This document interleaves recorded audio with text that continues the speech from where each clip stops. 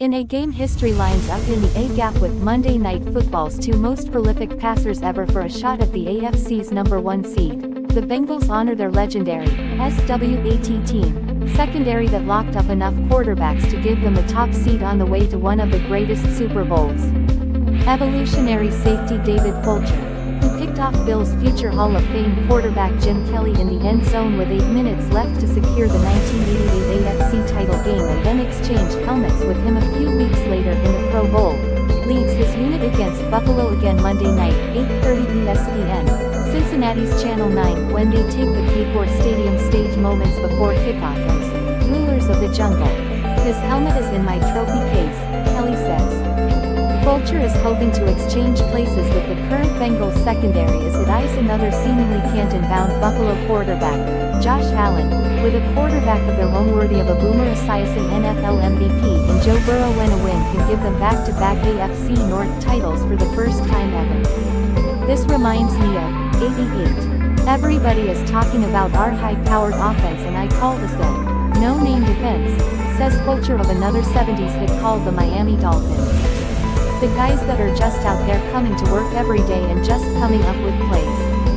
This football team is doing it exactly the way we did it.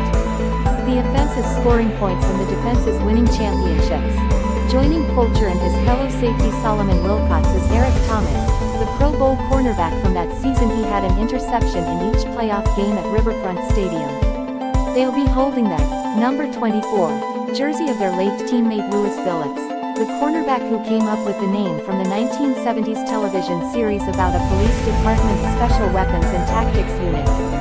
During an 88 season that began with 3 straight successful red zone stands in the last minute, a photo op with the starting secondary draped in ammo on a Cincinnati Police Department's S.W.A.T vehicle seemed quite fitting.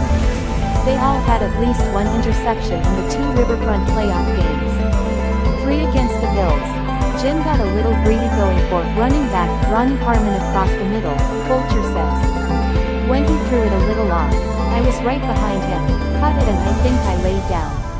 That was it. The S.W.A.T team takes the stage 9 days after strong safety Von Bell preserved the win in New England by forcing a fumble at the Bengals 5 with a minute left up by 4 points and 15 days after Trey Flowers came up with the cornerback's only interception of the season that started a spate of 4 straight turnovers of Tom Brady. I don't mind the cornerbacks having just 1 interception, Thomas says. As long as they don't give up the big one. That's all that matters. Don't give up the big one. For the most part, the corners have been solid.